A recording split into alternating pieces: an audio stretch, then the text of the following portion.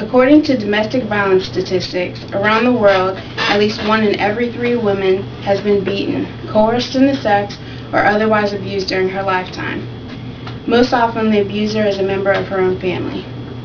Today, I'm here to inform you about domestic violence. I've studied domestic violence at Indiana Wesleyan University, where I'm a social work major. First, I'll explain what domestic violence is, the causes, the health consequences, and prevention. Now that you understand what I'll be discussing, let's get started. So what is domestic violence? The U.S. Department of Justice defines domestic violence as a pattern of abusive behavior in any relationship that can be used by one partner to gain or maintain power and control over another intimate partner. Domestic violence can come in 4 different forms: physical, sexual, emotional, or psychological abuse. This can occur between married and unmarried or just dating couples. You're now fully aware of what domestic violence is, so I'll move on to the causes. There are 5 probable causes of domestic violence according to Thomas J. Sullivan, author of the collegiate book Introduction to Social Problems. The first cause is that the use of violence to settle disputes is widely accepted in the United States, especially among males. The second cause is poverty. Sullivan states that families with low educational and occupational attainment are especially at risk of partner abuse. Sexual inequality is also a possible cause and is most likely to occur in families where the husband makes most of the decisions.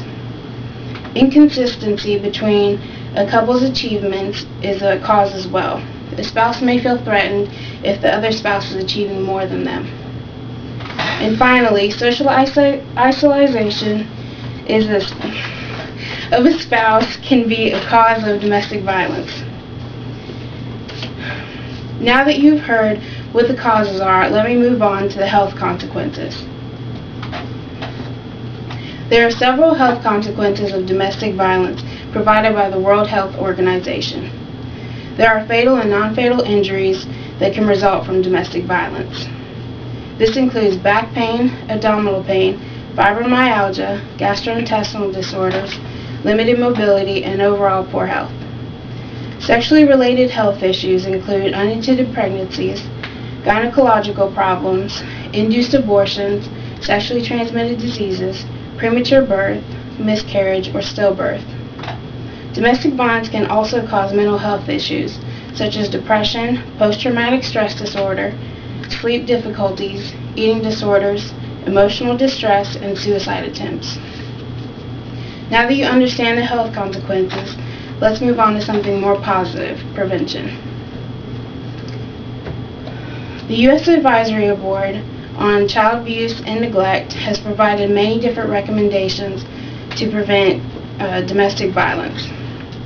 First, they want everyone to adopt the attitude that family violence in all forms should be regarded as criminal.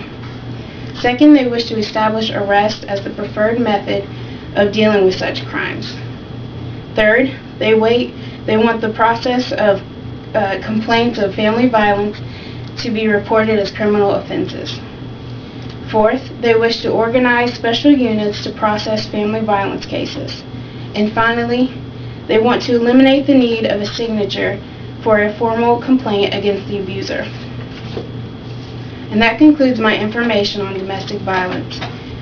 I am glad that I got to share with you what domestic violence is, the causes, health consequences, and ways to prevent it. In conclusion, knowing that 1 in every 3 women deal with domestic violence is heartbreaking, and I hope it brings awareness to you. Thank you.